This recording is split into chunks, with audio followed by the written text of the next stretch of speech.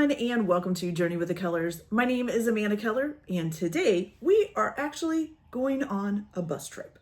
So my mom found a trip that she wanted to take. It's just a little one-day trip on a bus to what's called the Weber House and Gardens in Streator, Illinois. So this house was, of course, belonged to the Weber family, and somebody kind of famous was Ted Weber, who actually was basically like a journalist and interviewed all kinds of people from presidents to movie stars. So this house has kind of become like an icon, and they do tours and stuff like that.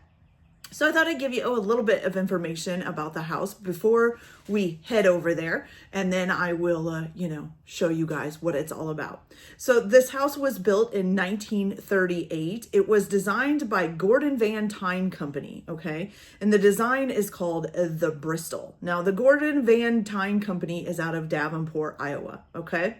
So the house itself is 3 floors and 13 rooms, and it does have a turret on it, which if any of you guys have seen some of my stuff, I love a turret on a house. It's like my favorite thing. I would love to have one. I would build one on the back of my house right now if I could, okay?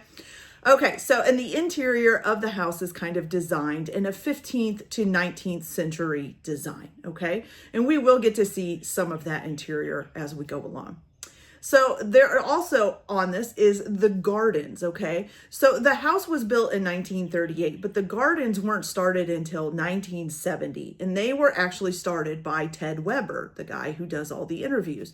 The gardens are about 2 acres and still growing, so it's a very large garden. It's called an English country garden of the arts and craft style. It has 10 rooms is what they call them, each one with their own theme, purpose, or design, okay? They have a dragon garden, a 4 seasons garden, a fountain garden, a Lutyens garden, and a yew garden, okay? So hopefully we'll get to see some of those too, okay? And then you can also stay in the Weber house or the Weber guest house, not the Weber house, but you can book a stay in the Weber guest house. So the guest house has a kitchen, 1.5 baths, and sleeps up to 6 people. And it's in the garden, so you can just walk through the garden and, get some peace and quiet and all of that. It's also only about 25 minutes from Starved Rock State Park, which is in the springtime a great place to go see waterfalls. There's also all kinds of hiking trails and outdoor activities to do there. There's also a hotel, a diner, all kinds of stuff to do in Starved Rock. So you would only be within a half an hour drive or so of Starved Rock, okay? So we're gonna go check out this house today. We're gonna be leaving here in just a minute, and I will show you guys what it's all about. So let's hope it's a fun time. So I'll be back as soon as we get there. Well, actually, I'll be back when we get to the bus because, I'll probably show you guys some of that too. Okay, so I'll be back. Okay, you guys, so our trip was through the Fond du Lac Park District in East Peoria, Illinois, and this was just their little bus that we just got onto to take the trip. So when we first arrived at the house, of course, everybody had to use the restroom, and they don't have public restrooms, so they took us into the guest house, which was actually under construction so that we could use the bathroom in there. And since their upstairs was under construction, there was a lot more furniture on the main level. And they were trying to get it ready for somebody coming to stay there the next day that we're having a wedding there in the gardens on Saturday. So it's got a lot of furniture on the main level. And I didn't go upstairs because it was under construction and I didn't want to disturb anything. But it is a cute little house that's right there on the grounds in the gardens that you can rent out. This house was the original house on the property, which I think he will talk about later on. And it's like 90 years old, so it's quite old. And then they built the other house. He said that they never lived in this house. It was just there as part of the property when they bought it. So once everyone was done in the restroom, then we started heading back towards the bus so that we could start the tour in the front. But this is the outside of the guest house and then the garage area, and we'll come back through this too in the tour. And then this is the gate from the outside that you actually walk into to start the garden tour, and then you go into the house tour afterwards. It's really pretty out here, so a lot of it's covered up. You can't really see too much from the street, and they do that on purpose so that they also can't see out, and he will say that too later on in the tour as well. So our tour guide is actually the guy who lives here, so that's pretty cool.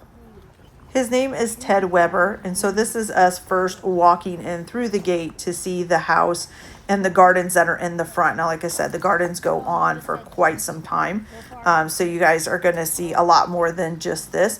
And, you know, he gives a whole lot of story, and so he was a radio and TV show, basically like journalist.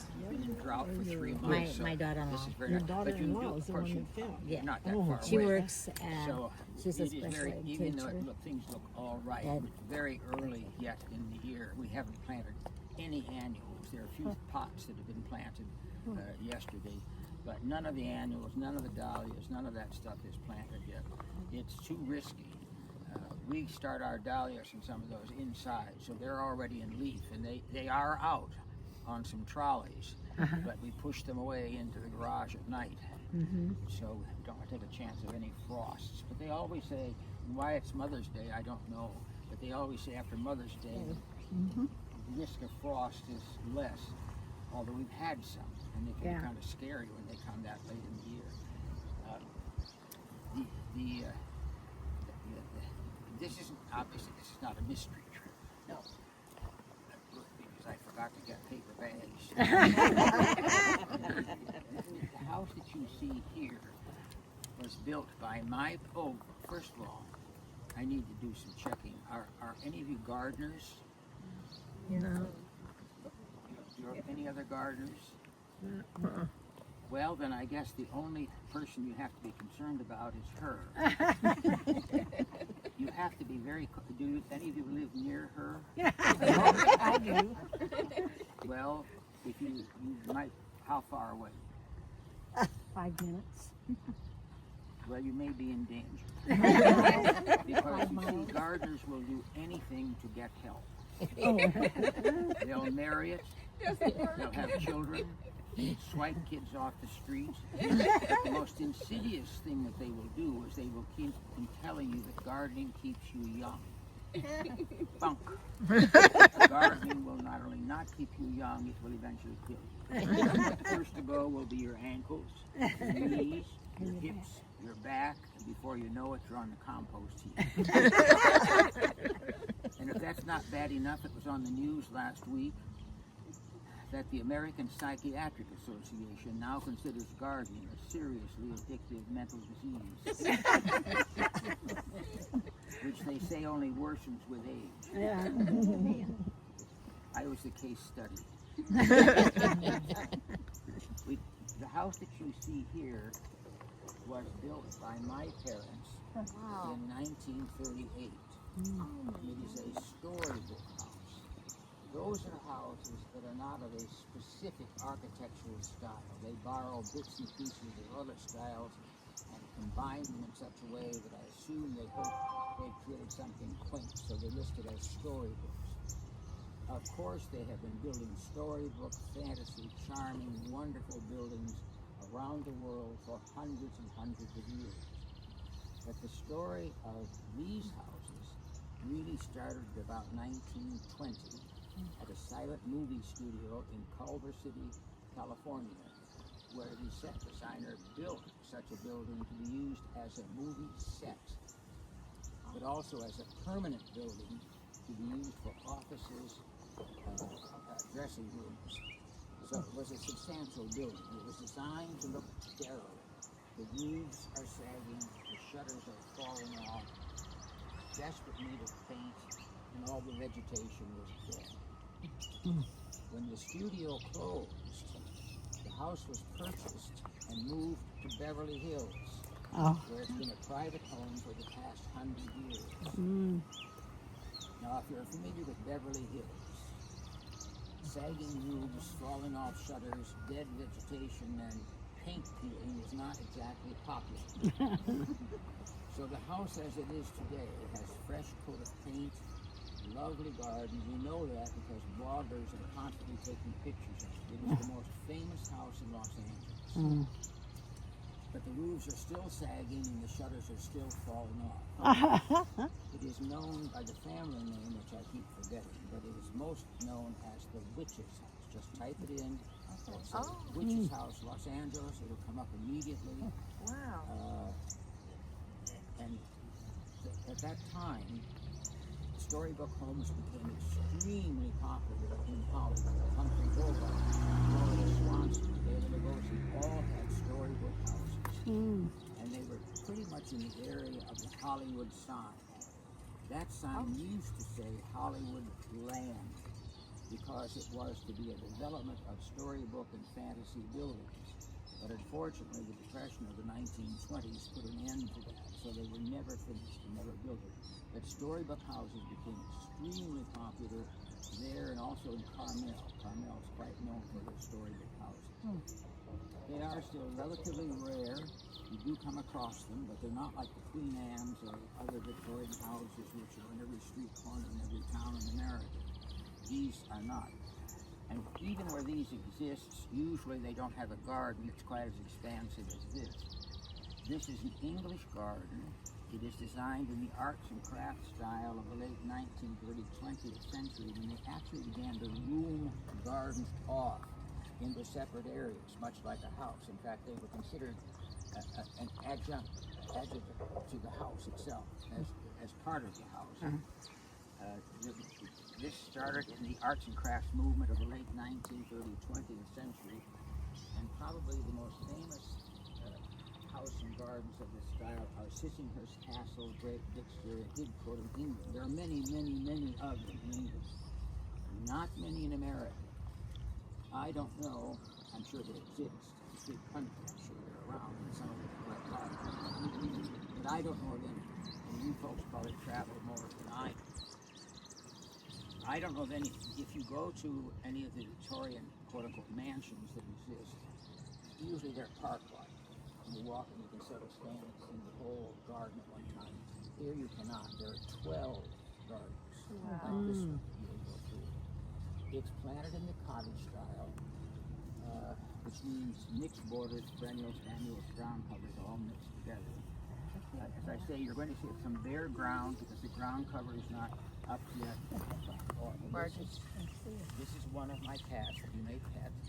This is Duchess. If you want some fingers. She lives here with her brother Picasso. She's a cow cat. They,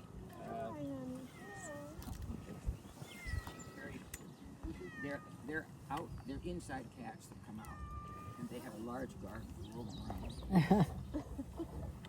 But don't be suspected if they walk in front of you and flop on their back and say, "Here I am."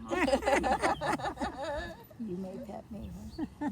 All right, if you'd like to walk, oh, by the way, the entire garden is enclosed with walls of sweet autumn clematis. Now, the sweet autumn does sometimes freeze down, but by the end of this month, it'll all be back to the top again.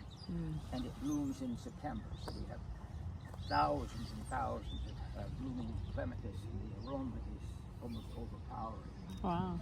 But the idea is to isolate the garden from the neighborhood. If I did live in the Cotswolds and I had other beautiful gardens to look at, we would share views. You may have noticed we don't have many lovely gardens, so I don't want to see them. I'm going to write a book that says, "To Tell the Curb of People." We don't live on the curb. We live in our houses, and we're looking out at the curb. I'm more concerned about what I see than what they see. Right. And if they were more concerned about what I see, they wouldn't have semi-trailer trucks parked up on their front lawn, which seems to be the going trend. Well, if you'd like to lead the way, you'll follow along. I built everything you see. This did not exist when my sister and I were growing up. This was just an ordinary yard. Perhaps a bit above ordinary, just like a landscape. Get a very good picture, kind of shooting to the sun.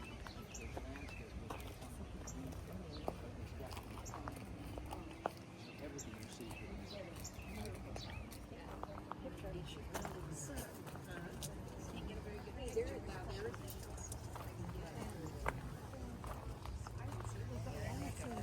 All right, be careful.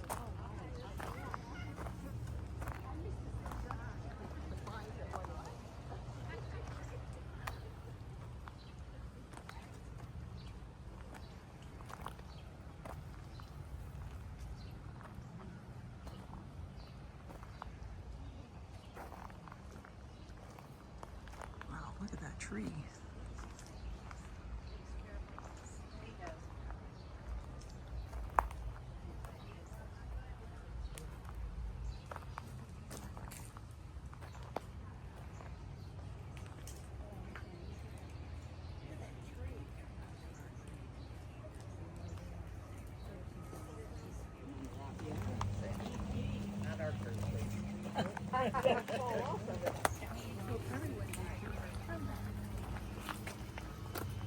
What is this? This isn't strawberries, is it? No, that's Virginia Creeper.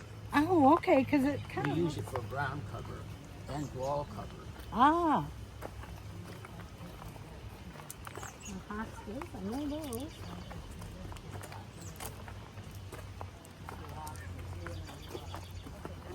This is pretty.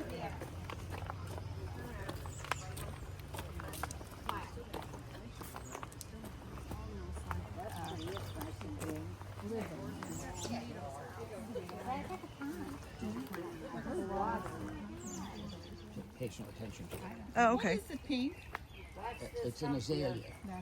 Azalea. Oh. I don't think I've ever seen one that big. Usually they're pots.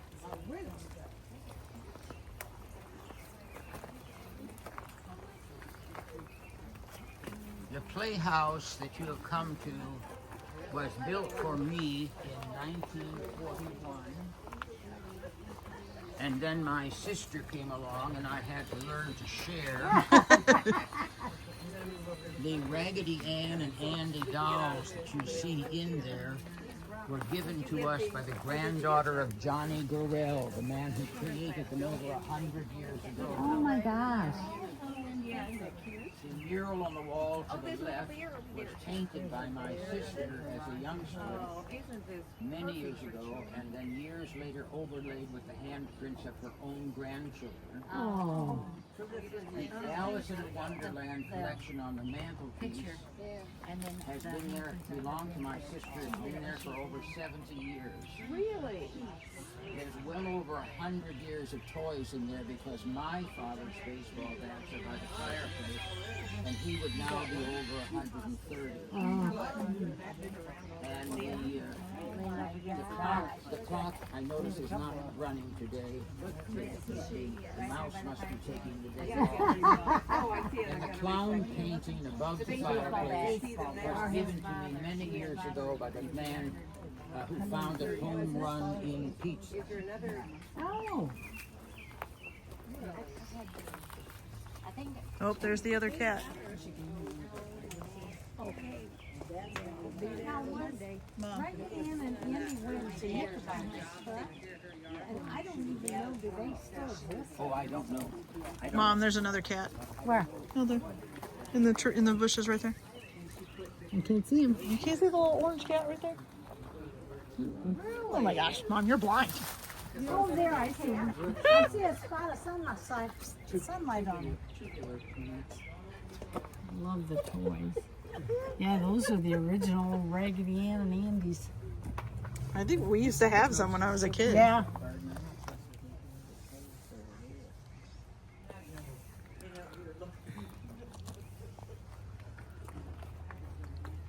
That's what we used to.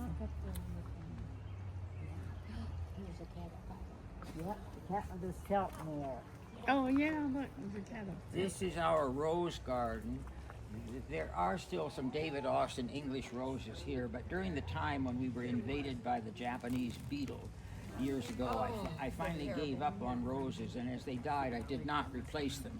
Now they seem to have disappeared, but it's too late. I'm not going to invest more money in buying more roses. They have been cut back. They're now growing, and they'll have their first bloom in another few weeks. This building across the way is where we used to serve punch after the garden tour, but then COVID came along and we had to stop serving punch. So we now serve imaginary punch. It's proved to be very popular, and you can have whatever you want. That is Luther Hall, and that is Luther's statue on top of the clock tower. Now, I'm assuming that you all like Jackie. She's okay. Yeah. You wouldn't want her to lose her job. No. Well, then I think when you get home, you should not mention that she brought you, the Park District, taxpayer support, Park District, brought you all the way to Streator to have imaginary punch at a cat house. You go right through the arch, the fountain garden. And they also get the Japanese beetles, but I love them. I love the roses. In fact, something's already into one of those, which is not Japanese beetles. Oh, yes. This is our boy. I'm going to spray it. What do you think? Oh, yeah.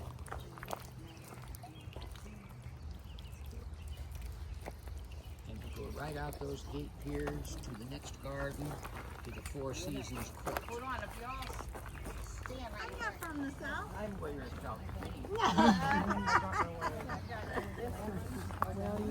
I told her every time I went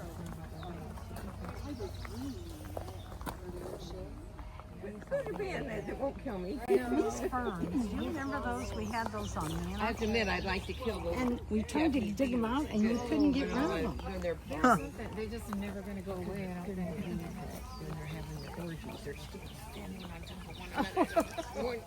Look at it really close, and I'm thinking, oh, okay. I hope you're having fun. Yeah, and then there's ashes. Right now, one of my roses is being attacked, and I'm going to have to spray, but it's been raining so much. Yes. And it got to wash it off. Uh-huh. So, Must have been tulips. Mm. Oh. Yeah. I love them, but they don't last long.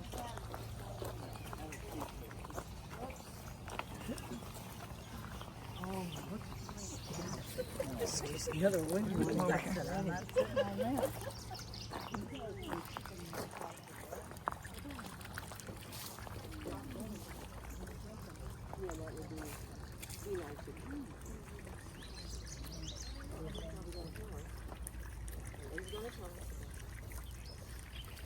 This is the Four Seasons porch.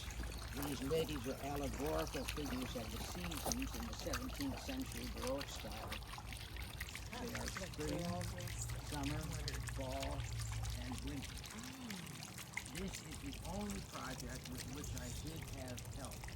The ladies are obviously very heavy, so when they were delivered many years ago, it took 4 men to get them in here. But other than their placement, there is not a stone that I haven't placed myself. wow. And this is all done by wheelbarrow. You'll notice the statues are very lifelike. Look at her figure as a screen. By the time she reaches full maturity, she weighs almost 1,600 pounds. Which one's spring? Spring, summer, fall, winter.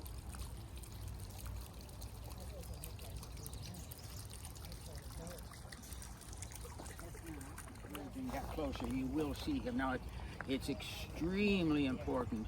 This fellow is very sensitive, and he would be highly insulted if you went through the garden and didn't see him, and then he'll pout the rest of the day, and I just as soon not put up with that. So when you get here, or as I say, as you get closer to him, that you see Narcissus on his column at the end of the path. Oh. And when you get to Narcissus, turn to the right and go into the yew garden. Oh, okay. Right along. Later in the day, he'll be in the sun, so you'll get pretty much more. Wow.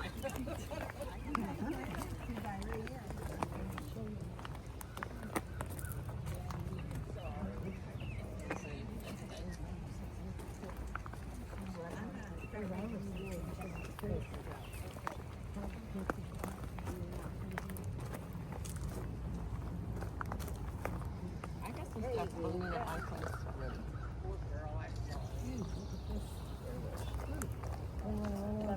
No, you would not. No. Watch that. Yeah. Now, who was Narcissus? No, I don't remember. I'd have to look it up. Oh, look at the crane. I like that.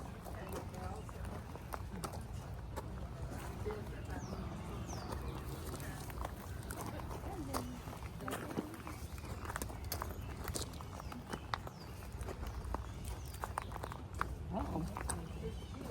Loose, huh?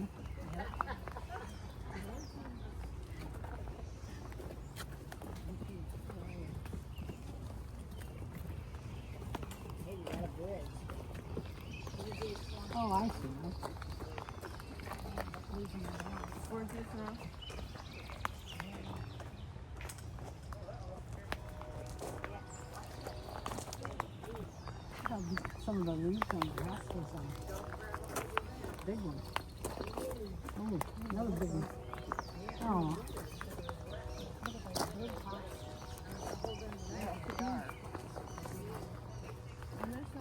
There's my sisters.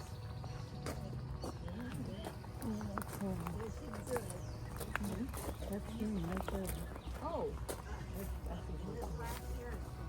He said to go right. On the section. This way. Look at the yellow and I guess that's green. right. Tree. What?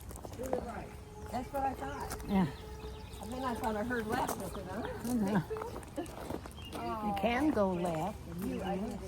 Oh, look at the hedges are all trimmed. Look how big they are. Look how pretty. We're entering the maze, Mom. Huh? We're entering the maze.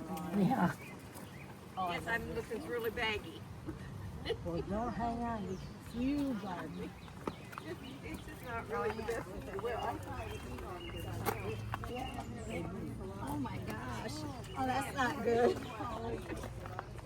Don't do that, Kathy.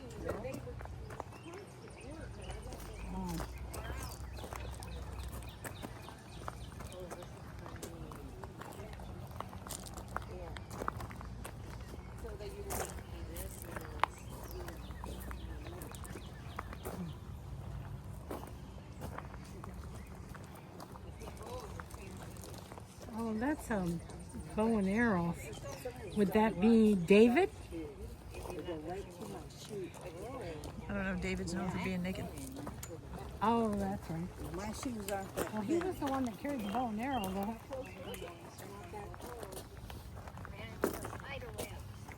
No. He wants to go around. Carol did. Definitely wouldn't want that.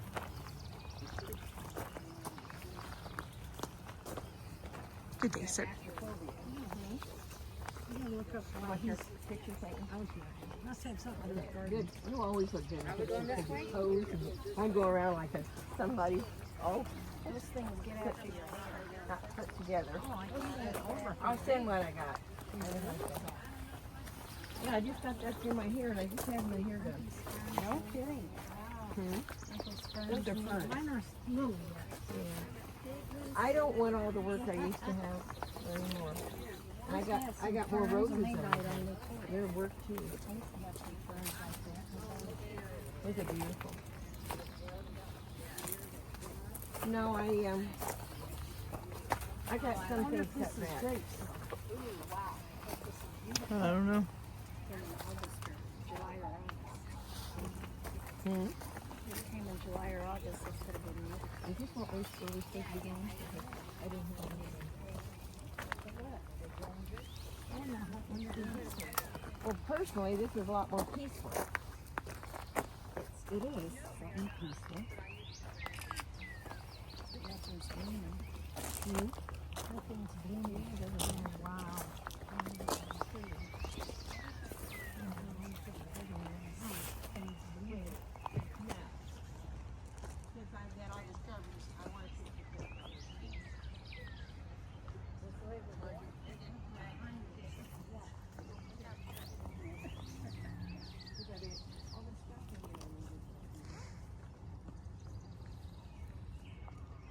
Grove will become very confined and then bring you out to a larger, the more open garden.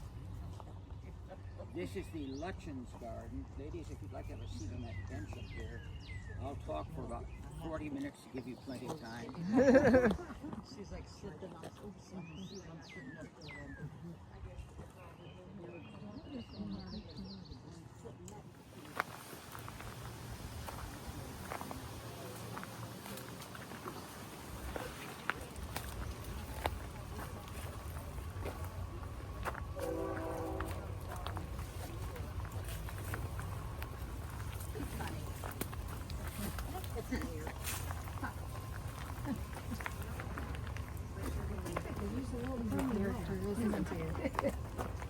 Now, who's in the little house?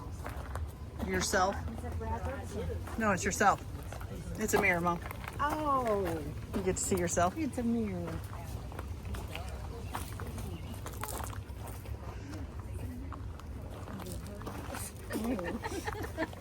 Should have stayed on the bench.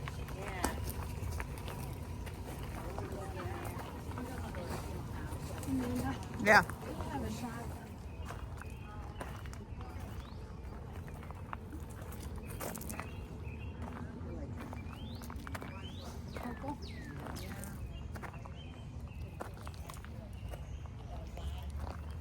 I wish I was better with names. I recognize a lot of them.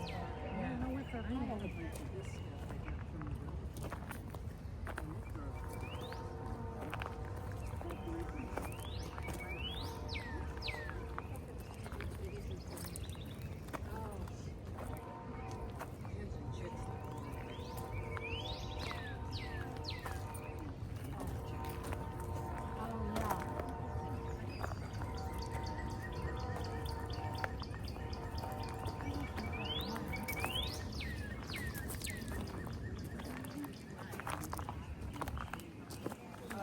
That wouldn't slow them down. They can jump it. There's a big gate over there too. They probably have to have a place to get the lawnmowers and stuff in. They've got renovations, but this is a 10-foot wall. But they find ways, but they don't stay there. They don't eat much, huh? No, they realize they're sort of. I don't think they like to be in an area where they feel trapped. So they don't stay.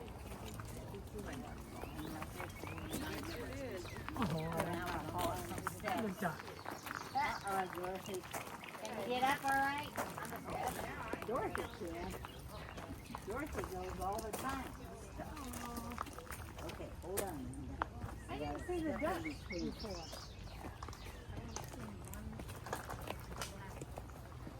All right. No problem.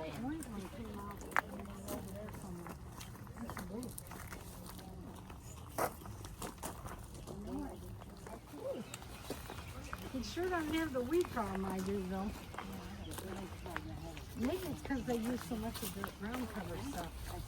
But I don't have a lot of that. Well, he said they spray too. Oh, they spray? Mm-hmm.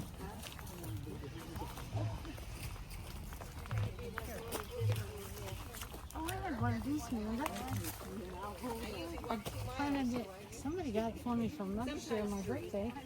I planted it at the apartment, but I left it. So. It was found on the seacoast or something. Where's he at? There, right there. Keep going, she said. I think we're going through that gate over there. Okay. Sorry. You're all right. I almost ran into you. I wasn't paying attention. After the gate, turn left. After the gate. Oh, look at the fog up there on the river. Steering them to somewhere they can't get out. Oh, look at that kind of pumpkin. That's a big ceramic piece. Oh, yeah. Yes. That's what they are. I think Well, there's a difference between a lily and a lily of the valley. These are low. Lilies are usually That's what we called it, yeah.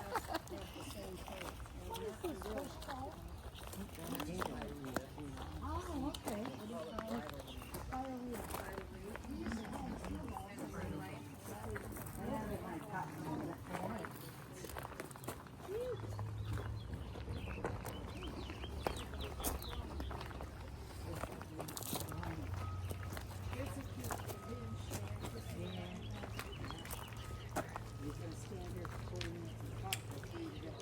Look at that one.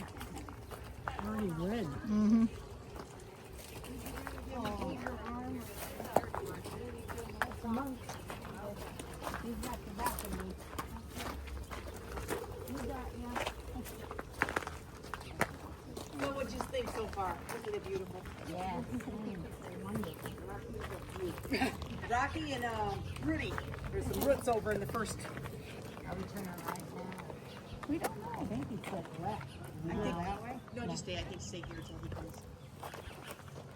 So you volunteer, huh? Yes, I do. I get in about an hour or two every day. That's great. A microphone for my radio here. This gate has a start kitty gate, and the gate beyond that that goes into the woodland garden is our butterfly gate. So if you push that gate open, you'll be in our vegetable garden. The vegetable squares have not been planted yet. It's much too early for vegetables. We have to wait till at least the middle of May before we take a chance on those. And push right through, and then go right straight through the next gate into the woodland garden.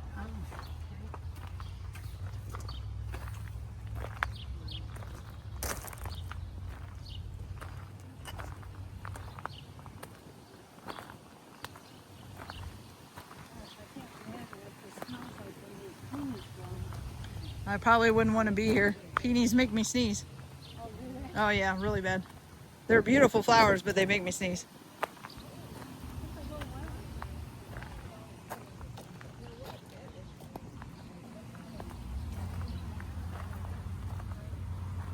Look, Mom, a little wheelbarrow. That's a wooden one. I don't see too many of those.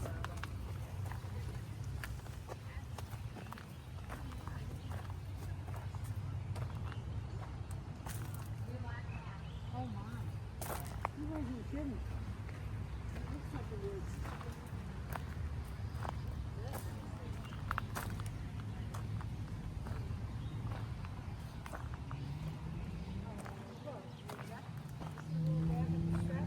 Huh? I think that's the storybook. Oh yeah, it's Alice in Wonderland. Alice in Wonderland. I don't know which way you're supposed to go.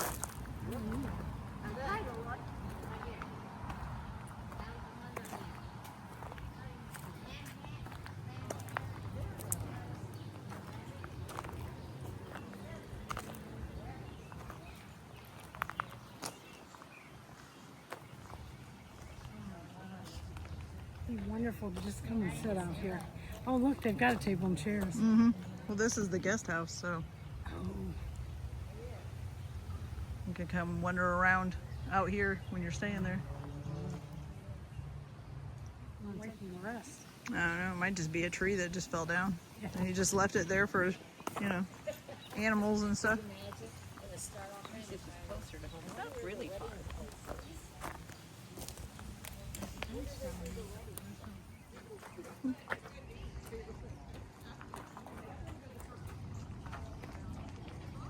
It's a swan, Mom.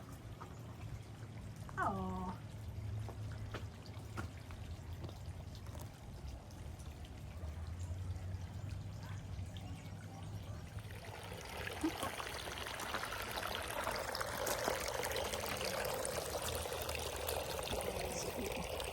Now who are the statues here? Wow.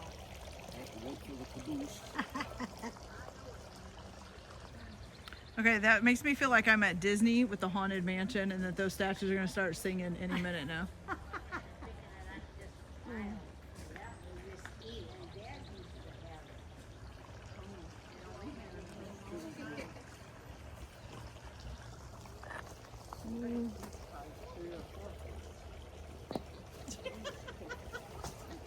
Oh, I'm in the wrong spot. I can't see the statues now.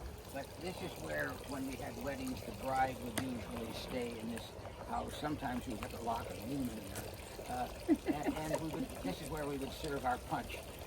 Now it hasn't been cleaned yet this spring. So but you may want to see the inside. And if you want to take a few minutes and sit down in there, sit here, rest your legs for a little bit, if it's all right. Yeah. For time, because when you get into the house, you basically have no place to sit. I know that's a problem, but our problem is our upholstery is so old on much of the furniture that we just dare not sit on it for fear of ripping. Right. And it doesn't seem old to me because it's my furniture in my lifetime. But it's amazing how you become historic at some point in your life. So we have to be careful of the furniture in the house. So I'm going to unlock this and you can come in here, And go in stay in here, or sit. No, it's way in here. Oh, there you go. Oh my goodness. How do you sit? Is there a place in here to sit? Yes. Crazy steps, so be careful of the stuff down the side. I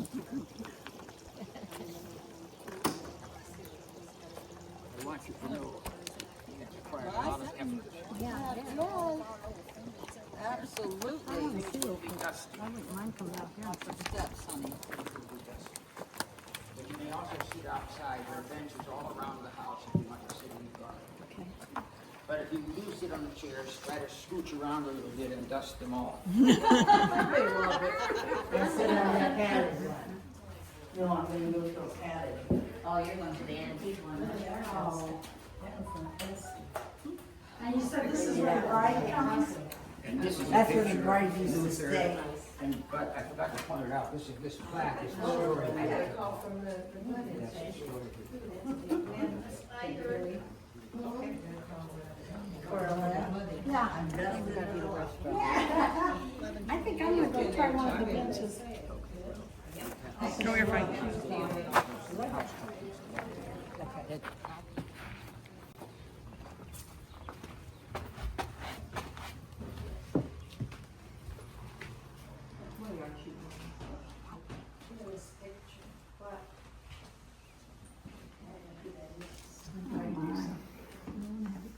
Oh, look at the flags up on there. Yeah, just minutes. Order what was wrong. Those the English houses? Oh, I'm sorry.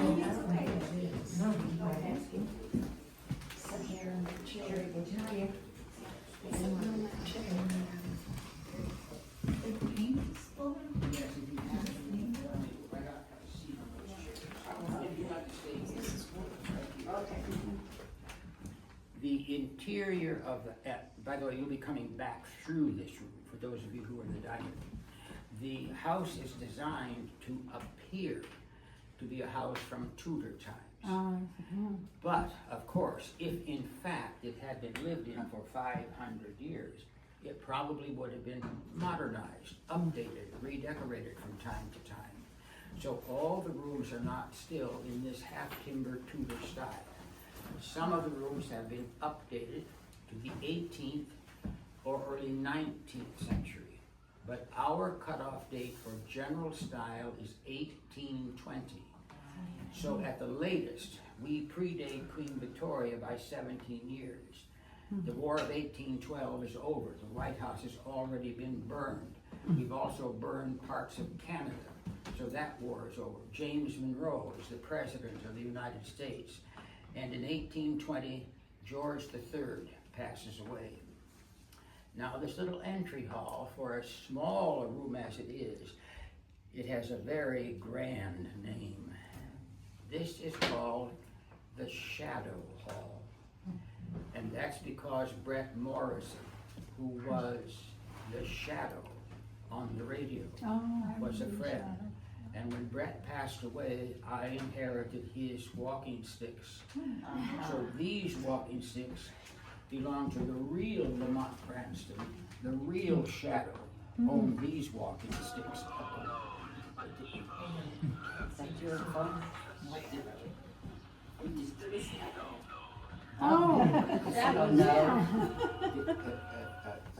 Jackie, this is not good. No, this is not good.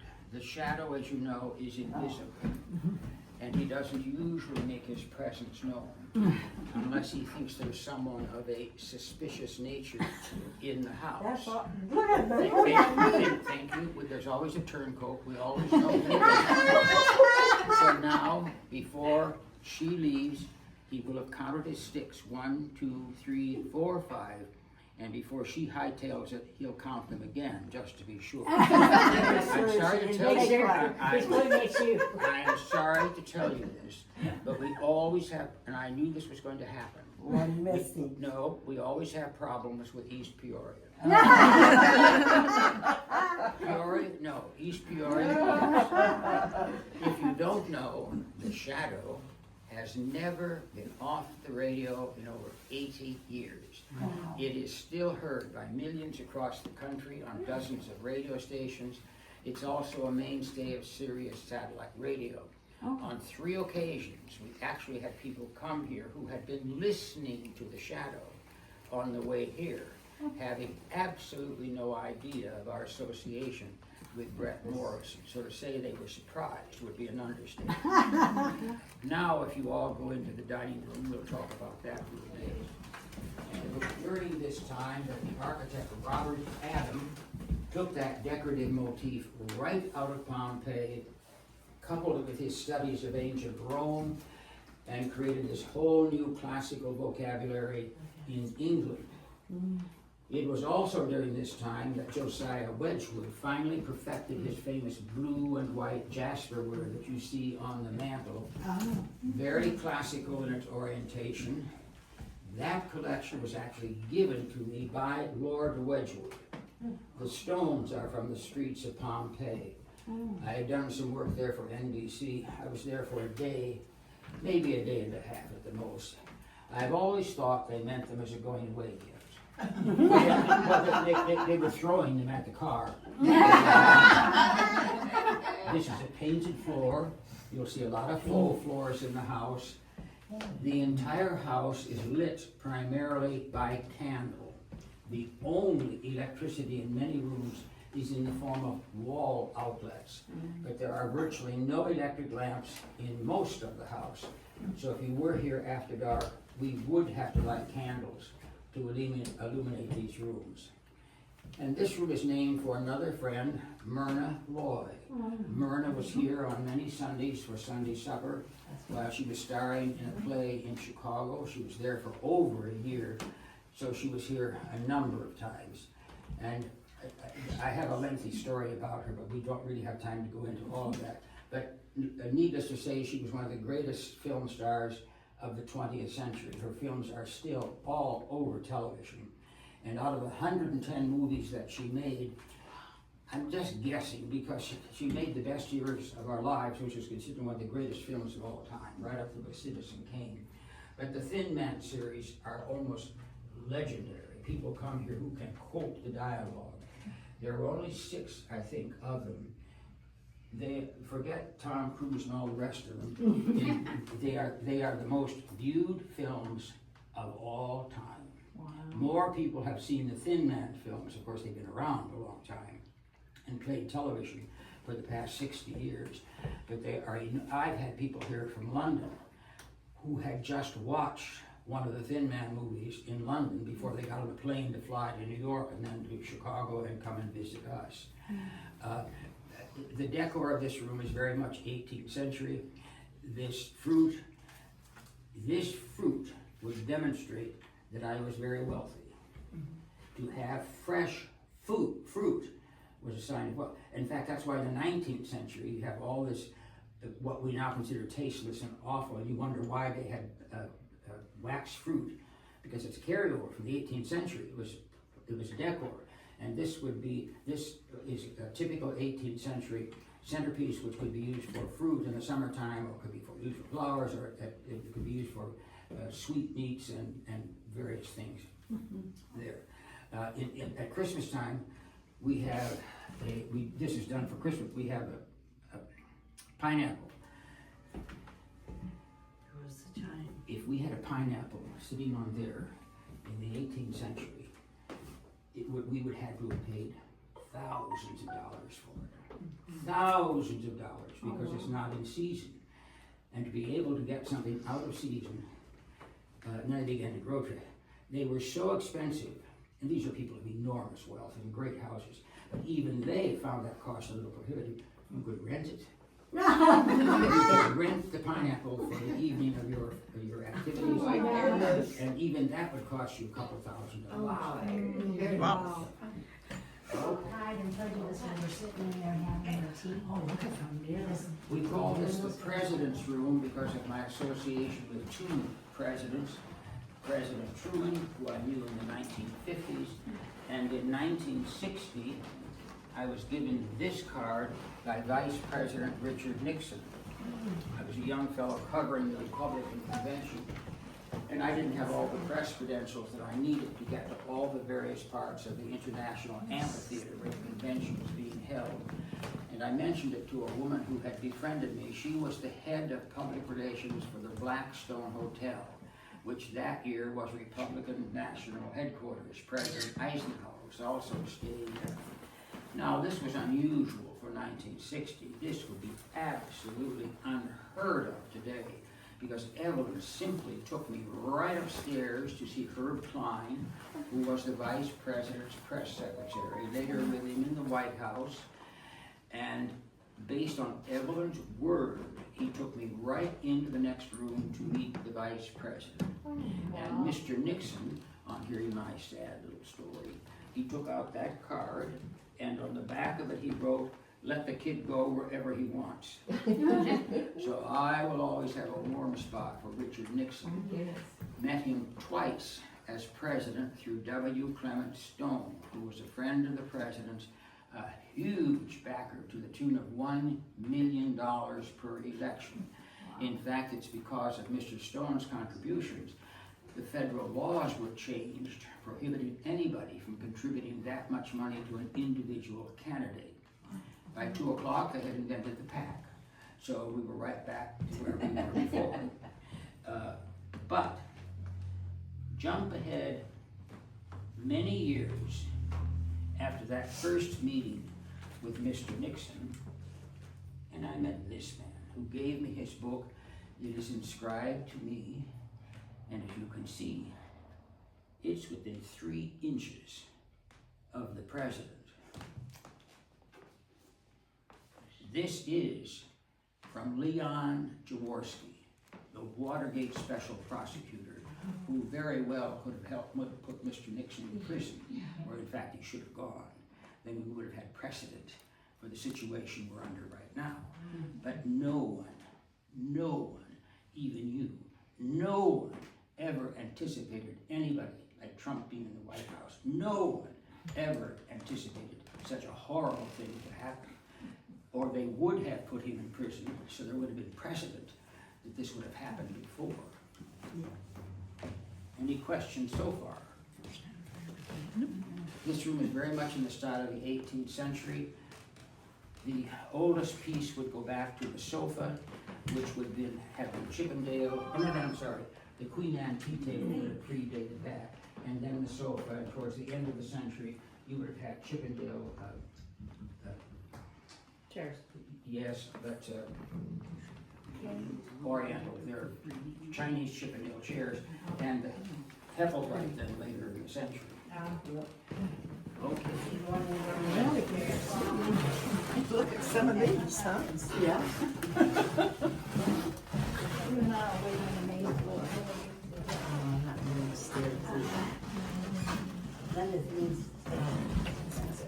Look at these are those thin strips. Those thin strips of wood.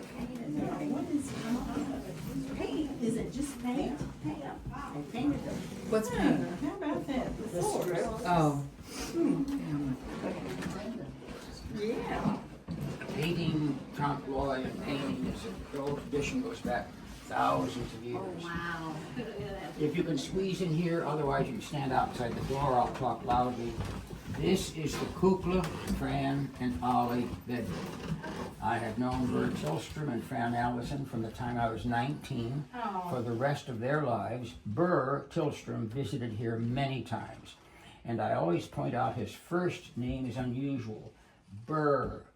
That's because he was a direct descendant of Aaron Burr. I knew 3 people who were direct descendants of founding fathers. Burr for Aaron Burr, Patrick Henry for Patrick Henry, and movie actress Barbara Rush, who we just lost in the last year. Barbara was a direct descendant of Dr. Benjamin Rush, signer of the Declaration of Independence, first Surgeon General of the United States, and with Washington through the entire Revolutionary War. Around the country, but particularly in Chicago, many facilities are named for him. Rush Presbyterian, Rush University, Rush Street, all named for Dr. Benjamin Rush. And I also point out now, because we have people who come who remember watching Kukla and Ollie, but Kukla, Fran, and Ollie was not really a children's program per se. It was a family program. Yes, millions of children across the country watched it, but so did millions of adults, just at a different level.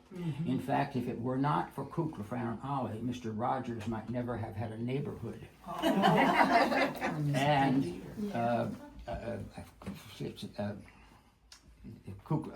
Sesame Street, what's his name?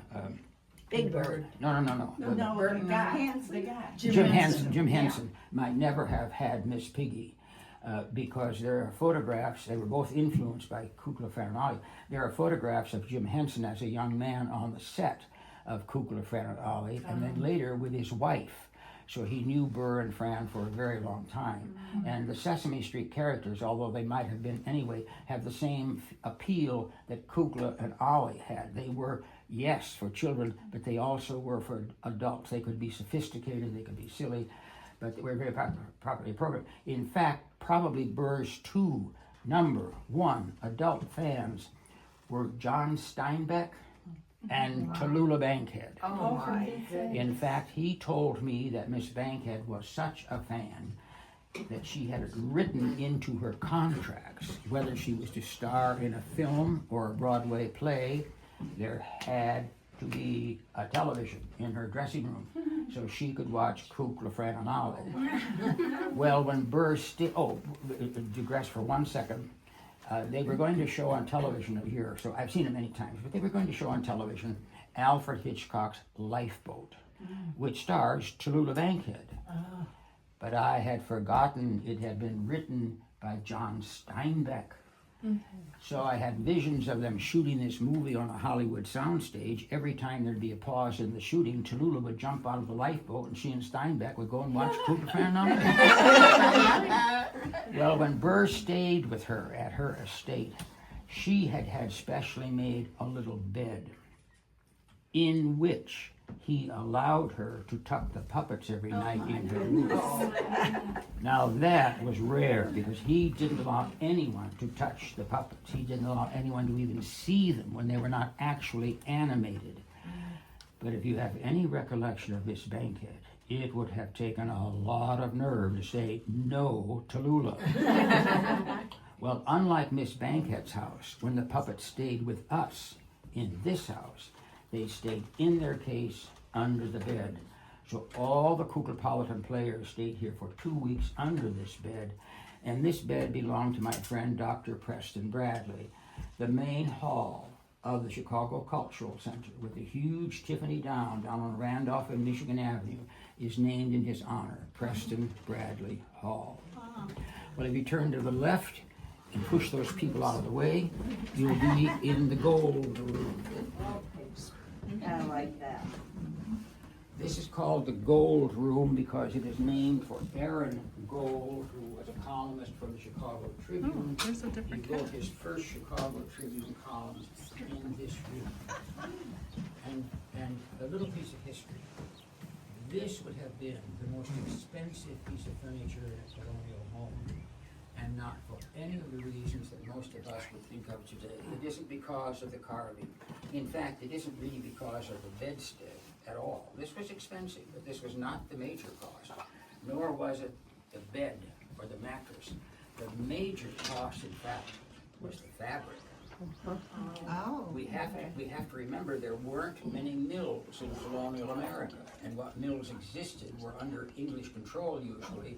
And if you wanted a really nice fabric for clothing, upholstery, it had to be imported. Very expensive. Then you'd hire an upholsterer. He would come and put it together. By the time he was finished, you could have built a small house. So these were very, very costly to have. But if you go down the hall, when you get to the stairs, turn to the right. Yes? I was asking about your floors here. You say that was painted. These are all painted. Okay, do they put a glaze or Oh, something? yes. Oh, Yes, okay. they do.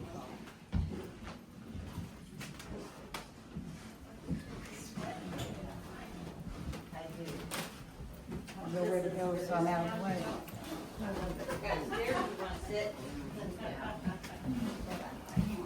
Early 19th century, about 1810. By now you have the Hepplewhite style card table, Sheraton settee, and the china in the cupboards in 1816 spoke blue Italian.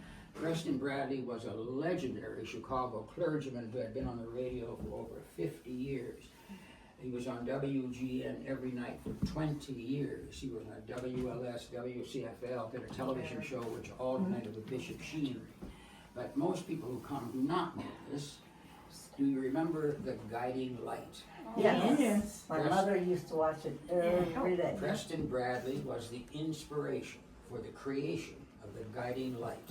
Verna Phillips was listening to him on WLS in the 1930s, came up, loved his philosophy, and came up with the idea of creating a program that revolved around a young pastor who lived in a small town and kept a lamp burning in his study window, hence the guiding light.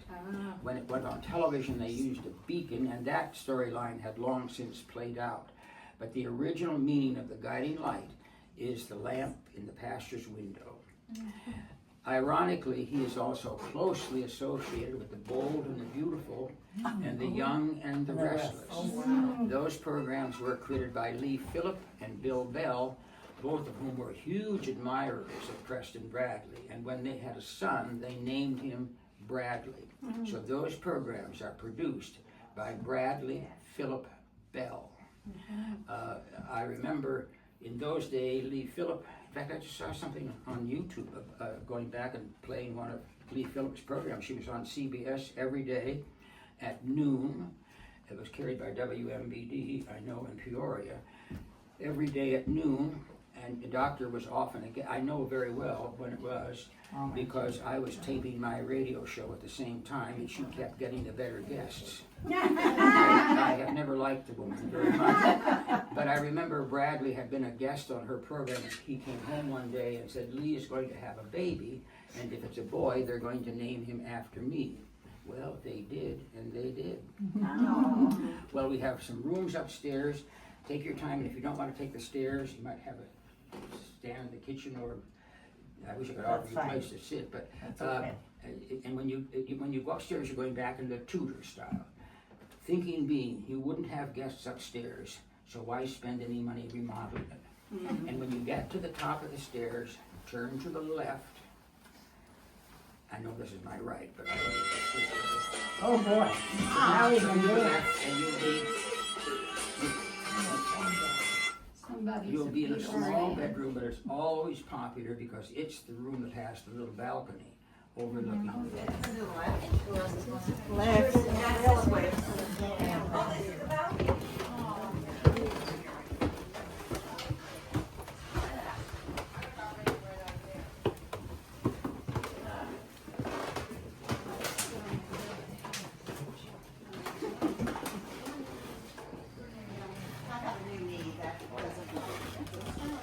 Way down there, wasn't it? It's a cute little room. It is.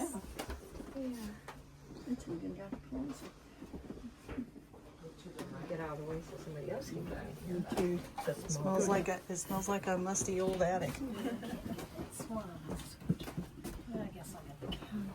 This room is named for Carl Stone, who was the founding director, producer of all the Look at that. Is this one little teddy bear? Oh, how Darn neat. it. Actually, and I wish I could remember the definition. Houses did not have such a thing as a master bedroom. There was no such thing. Master is an architectural term. Okay. It has something to do, but I don't remember what. I remember reading that because even when I was growing up, they had a master bedroom, but that was not a recognized term. Past. That director producer was killed. Yes, he was murdered in 1980.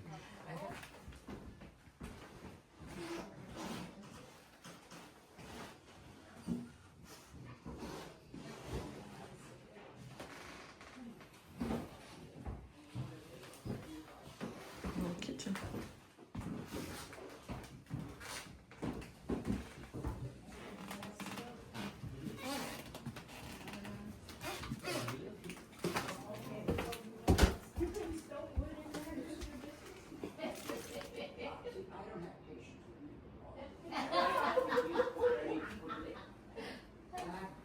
Know something about how life is lived and how lucky you are. how This be a challenge. people can't walk from, keep having this Yeah. mission car running before they walk. Yeah. House, I'm telling you, even at Versailles, the greatest palace on earth, the wine would freeze in the cup of the king, and people would leave Versailles if they could, because you would freeze. The whole palace was freezing. Okay, you guys, so we are back at home. It's about an hour and a half drive on the way back home as well. The tour itself was 2 hours long, although we did kind of get a late start because everyone had to stop and go to the bathroom before we did the tour. So we didn't actually get to see the basement area, which is the third floor of the house. And there's stuff down there, but we ran out of time. So we didn't get to see that part. The gardens are beautiful. Now this was taken at the, today is like May 7th, I think, May 8th, I'm sorry. So of 2025. So the gardens weren't quite like fully into, I guess you would say bloom, although it's not all flowers and stuff. So the gardens weren't completely growing out yet. And it's still, even with it not being completely grown out, it was really pretty. And it was really interesting to hear all this different history and stuff from this guy who had lived, and spoken to all of these people throughout history. So it was a great tour. We stopped for some lunch in Streator at a cute little restaurant called the Cozy Corner, which had really good food and actually pretty good service. It's a small restaurant and there were about 13 of us, and they got us all in, served us as best as they could. And, it was good food, and we were out of there within a little over an hour and on our way back home. So, nice little house. For me, the house is a little outdated, and I know it's meant to stay that way, that they're, basically trying to keep the history thing, but I couldn't live there. Now, Ted Weber actually still lives there. His father built the house back in 1938. He was born there, lived there all of his life. He's the one that created the garden, and he actually still, even today, works in the garden. Now, if you saw the one lady who looked like she was working in the garden, she is a volunteer that actually volunteers to come out. And she says she comes out for like an hour or so. I don't know if she said every day or a couple times a week, and just volunteers her time to help maintain the gardens.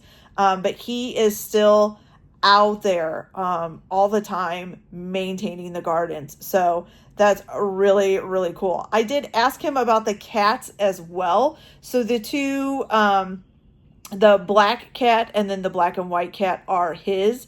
The orange cat, he said, is an intruder who has snuck into his garden, probably to, play with his other two cats. So, so it was a nice time. It turned out to be a beautiful day. I did love the gardens. They were beautiful. The house, not really my kind of style. I like historical things. Like I love historical wood trimming and things like that, but I'm not into the no electrical lights. He did have plugins, so he did have some lamps and stuff, but any of the chandeliers or anything like that were candle burning. They don't have any electrical chandeliers. Although I'm pretty sure in 1938 they did have electricity, so I'm not really sure. Although I guess they were trying to stick with more of the Tudor style and stuff like that when they wouldn't have had electricity. So, it kind of makes sense, but not some place that I think I could live on a day-to-day basis. I would really, really be updating the house. But that's me, and I know a lot of people love to just keep them historically the way they are, which is fantastic. I have no problem with that. So beautiful house, beautiful gardens, and I really enjoyed it. So if you guys are ever in or near Streator, Illinois, look them up. They do have a website, and you can look up the times for the tours and maybe sign up for a tour yourself. So I hope you guys enjoyed the video. Like and subscribe if you like, or don't if you don't. Everyone have a good day. Enjoy your trips, your vacations, whatever you're doing out there, and we'll see you later. Bye.